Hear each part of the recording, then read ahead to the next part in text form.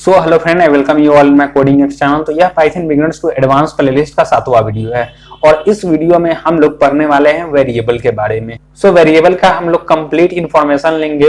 Without any further delay let's get started. तो इसके लिए मैं अपना सबसे पहले क्रोम ब्राउजर ओपन करूंगा। क्रोम ब्राउजर ओपन करने के बाद मैं यहाँ पर सर्च करूंगा वेरिएबल इन पाइथन। सर्च करने के बाद यहाँ पर डेफिनेशन आ चुका है। Python variable is a reserved memory location to store value. Variable क्या होता है पाइथन में? वेरिएबल एक रिजर्व्ड मेमोरी लोकेशन होता है वैल्यू को स्टोर करने के लिए। मतलब हमारे मेमोरी में कुछ स्पेस बनता है और उस स्पेस में हम लोग अपने वैल्यू को स्टोर करते हैं। अगर आपको यहाँ पर कुछ समझ में नहीं आया तो कोई बात नहीं, इसे हम लोग अपने पीपीटी के थ्रू समझेंगे। तो चलिए मैं आपको अपने पीपीटी के ऊपर ले जाता हूँ। तो देखिए, सबसे पहले हम लोग अपने वेरिएबल को समझेंगे। वेरिएबल क्या होता है? Variable are containers for storing data values. Variable क्या होते हैं? कंटेनर। वेरिएबल को आप कंटेनर के साथ कंपेयर कर सकते हैं क्योंकि वेरिएबल एक तरह का कंटेनर ही होता है, इसलिए यहां पर लिखा है वेरिएबल आर कंटेनर्स। मतलब, और कंटेनर्स क्या होता है? कंटेनर्स वो होता है जिसमें हम लोग किसी भी चीज को रख सकते हैं। तो अब देखिए, अब इसे पढ़िए आप। Variable are container for storing data values. Variable क्या है? वेरिएबल एक तरह का कंटेनर होता है storing data values, data values को स्टोर करने के लिए। आई होप अब आपको वेरिएबल समझ में आ गया होगा कि वेरिएबल एक तरह का कंटेनर होता है जिसमें हम लोग किसी भी तरह के डेटा वैल्यू को स्टोर कर सकते हैं। यहाँ पर जो हमारा लेफ्ट साइड में ए है, ये हमारे वेरिएबल का नेम है, ठीक है। और ये जो राइट साइड में है, ये हमारा डेटा टाइप है या डेटा वैल्यू है। और ये है हमारा असाइनमेंट ऑपरेटर। ये इक्वल टू नहीं है, असाइनमेंट ऑपरेटर है। मतलब इसका मतलब क्या हुआ? ए में 20 को असाइन किया जा रहा है। मतलब ए में, ए नाम के वेरिएबल, आपको पता है वेरिएबल कंटेनर है, तो इस कंटेनर में 20 को रखा जा रहा है। अब मैं आपको बताता हूं कि बैकएंड में क्या चल रहा है। तो जैसे ही हमने ए नाम का वेरिएबल क्रिएट किया तो हमारे मेमोरी में इस ए नाम से एक स्पेस क्रिएट हुआ और उस स्पेस में हमने इस 20 को असाइन कर दिया। आई होप आपको यह समझ में आया होगा। यहां पर मान लीजिए हम लोग b या c नाम का वेरिएबल क्रिएट करते हैं, उसमें 34.5 रखते हैं, तो हमारे मेमोरी में b नाम का एक यहाँ पर b आ जाएगा और b नाम का एक हमारा स्पेस क्रिएट होगा और उस स्पेस में यहाँ 34.8 जो भी आप डेटा वैल्यू को रखेंगे वो यहाँ पर आकर स्टोर हो जाएगा।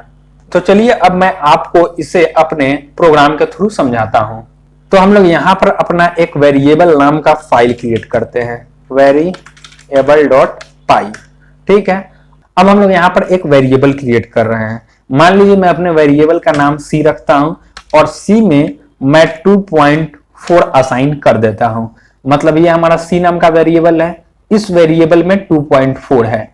अगर इसमें 2.4 है तो अगर मैं प्रिंट c करूं तो हमारा 2.4 प्रिंट हो जाना चाहिए क्योंकि इस वेरिएबल में हमारा 2.4 है। तो चलिए अब हम लोग इसे रन करते हैं।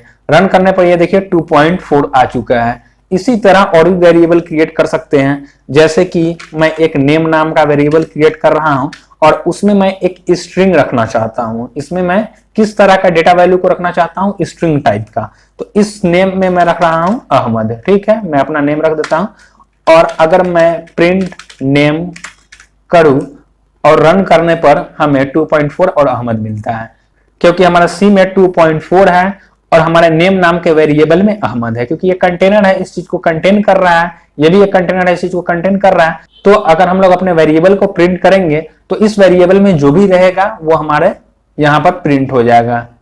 एक और वेरिएबल यहाँ पे प्रिंट करते हैं। यहाँ पर डी नाम का एक वेरिएबल क्रिएट करते हैं और डी में 5 रख देते हैं। 5 रखने के बाद हम लोग सिंपली इसे प्रिंट करा देते हैं डी। सिंपल बात है, यहाँ पर 5 प्रिंट हो जाएगा। तो यहाँ पर आप जैसा कि देख सकते हैं 5 प्रिंट हो गया। अब मैं यहाँ पर इन तीनों लाइन को कमेंट आउट करता हूँ। अब मैं आपको एक और चीज बताता हूँ, इसे ध्यान से समझिएगा। हमारा सी नाम का एक वेरिएबल है, इसमें 2.4 है। यह किस तरह का डेटा है? सी में हमारा फ्लोट टाइप का। तो इसका हम लोग टाइप चेक करेंगे तो ऑब्वियस सी बात है फ्लोट आना चाहिए। तो इसका टाइप कैसे चेक करेंगे? टाइप किसका चेक करना है? सी का। तो यहाँ पर मैंने सी राइट कर दिया और सी राइट करने से हमें यहाँ पर कुछ शो नहीं होगा क्योंकि हमें इसे प्रिंट करना पड़ेगा ताकि हम लोग इसे विजुअलाइज कर सके। तो इसीलिए मैं यहाँ पर प्रिंट का यूज कर रहा हूं। और प्रिंट का यूज करने के बाद मैं इसे रन करता हूँ। रन करने पर ये देखिए फ्लोट टाइप का, मतलब हमारा जो सी नाम का वेरिएबल है उसमें फ्लोट टाइप का डेटा कंटेन कर रहा है, मतलब रखा हुआ है। इसी तरह नेम नाम के वेरिएबल में किस तरह का डेटा है ये चेक करना है, तो हम लोग क्या करेंगे, हम लोग प्रिंट करेंगे टाइप नेम, ठीक है। अब हम लोग इसे रन करेंगे तो स्ट्रिंग आएगा, तो यहाँ पर देखिए क्लास स्ट्रिंग आ रहा है। इसी तरह हम लोग डी नाम के वेरिएबल में किस तरह का डेटा है, इस टाइप को चेक करना चाहे तो हम लोग सिंपली प्रिंट टाइप और डी। अब हम लोग इसे रन करेंगे तो यहाँ पर देखिए फ्लोट, स्ट्रिंग और इंट आ चुका है। सो ये प्रीवियस वीडियो में भी आपको क्लियर होगा। अब हम लोग बढ़ते हैं आगे। आगे हम लोग पढ़ेंगे वेरिएबल नेमिंग रूल, मतलब वेरिएबल का जो हम लोग नाम रखते हैं उसके लिए भी रूल है। अगर हम लोग उस रूल को फॉलो ना करें तो हमारा वेरिएबल क्रिएट ही नहीं होगा। तो चलिए हम लोग इस रूल को देखते हैं कि वेरिएबल को क्रिएट करने का क्या रूल है। इसका पहला रूल है, a variable name must start with a letter और अंडरस्कोर कैरेक्टर। वेरिएबल का नाम लेटर या अंडरस्कोर से स्टार्ट होना चाहिए, ठीक है। ये पहला रूल को हम लोग अप्लाई करके देखते हैं। तो पहले यहां से मैं सब चीज क्लियर कर देता हूं ताकि हमें आसानी से समझ में आए। हम अपने वेरिएबल को किसी लेटर के साथ या अंडरस्कोर के साथ स्टार्ट कर सकते हैं। तो लेटर मींस कोई भी एबीसीडी का कोई भी लेटर से स्टार्ट कर सकते हैं।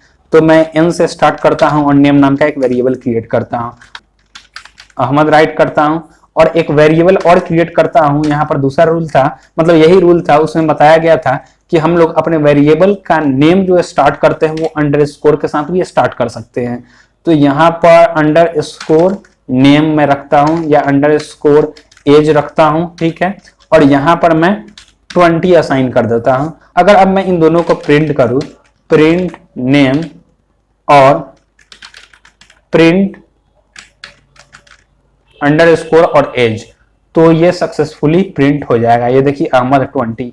तो आपको इतना समझ में आ गया कि हमारा जो वेरिएबल का नेम है वो किसी लेटर से या अंडरस्कोर से स्टार्ट किया जा सकता है। अब इसका दूसरा रूल क्या है वो देखते हैं। A variable name can not start with a number. Variable name किसी नंबर के साथ स्टार्ट नहीं हो सकता है। तो चलिए हम लोग देखते हैं हो सकता है या नहीं। तो ठीक है, यहाँ पर देखते हैं। एक वेरिएबल स्टार्ट करते हैं जिसका पहला लेटर मैं कोई नंबर रखता हूं, 9 नेम। तो यहाँ पर देखिए ऑटोमेटिक यहाँ पर रेड हो चुका है, इसका मतलब इससे हम लोग स्टार्ट नहीं कर सकते, लेकिन मैं फिर भी आपको दिखा देता हूँ। हसन नेम रख लेता हूँ और प्रिंट करता हूँ 9 नेम, ठीक है। अब ऑब्वियस सी बात है, अगर हम लोग इसे करेंगे रन तो हमारे लाइन 7 में हमें एरर आएगा, क्योंकि हम लोग किसी नंबर से स्टार्ट नहीं कर सकते हैं। बट नंबर से किसी स्टार्ट नहीं कर सकते हैं, लेकिन इस वेरिएबल के अंदर कहीं भी हम लोग नंबर यूज कर सकते हैं। अब हम लोग देखिए, हम मेरा वेरिएबल का नेम है नेम 9e, तो नेम NAM और 9e।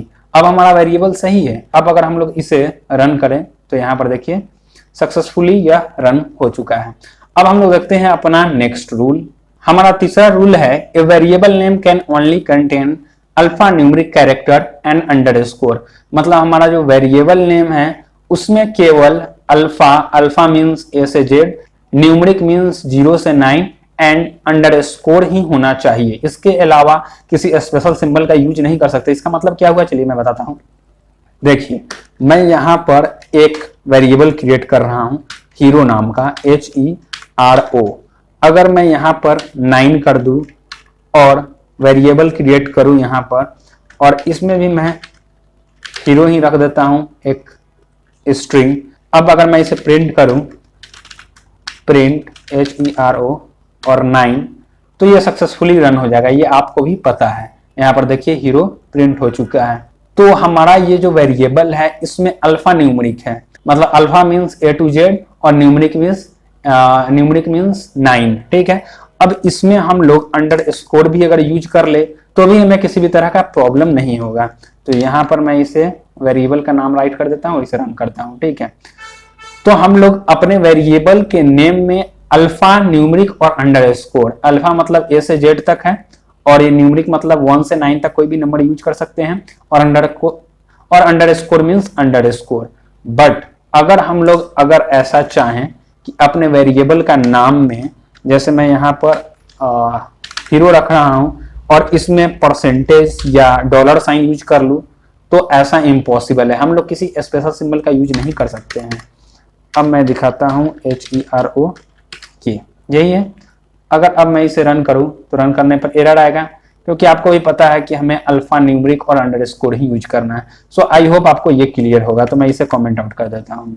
Variable names are case sensitive. हमारा वेरिएबल नेम केस सेंसिटिव होता है, जैसे कि एज, यहाँ पर हमारा कैपिटल ए है एज, और यहाँ पर तीनों कैपिटल है, मतलब ये तीनों सेम नहीं है। तो इसे चलिए हम लोग देखते हैं। जैसे कि एज हो गया, एज में हम 23 रख दें और एज में हम लोग मान लीजिए 24 रख दें, तो अब बताइए यहाँ पर कौन प्रिंट होगा। तो ऑब्वियस सी बात है, यहाँ पर हमारा एज 24 वाला प्रिंट होगा, क्योंकि पहले हमारा 23 था, फिर एज का वैल्यू चेंज हो गया 24 हो गया, तो यहाँ पर 24 आएगा। क्योंकि Python line by line code को एग्जीक्यूट करता है। पहले एज 3 को किया होगा तो देखा होगा 23 है, फिर एज 24 को देखा होगा तो देखा होगा कि एज में तो 24 है, इसलिए 24 प्रिंट कर दिया। अगर 23 के बाद मैं प्रिंट करूं एज को, तो ऑब्वियस सी बात है यहाँ पर 23 और 24 दोनों प्रिंट करेगा। तो आई होप आपको ये समझ में आ गया। तो ये तो हो गया क्लियर।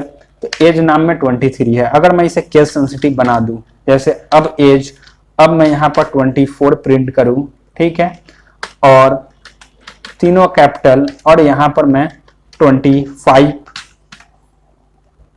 लिखूं। अब मैं तीनों का यहाँ पर प्रिंट करता हूं, जैसे कि एज हो गया और तीसरा था हमारा प्रिंट एज। अब इसे हम लोग रन करते हैं।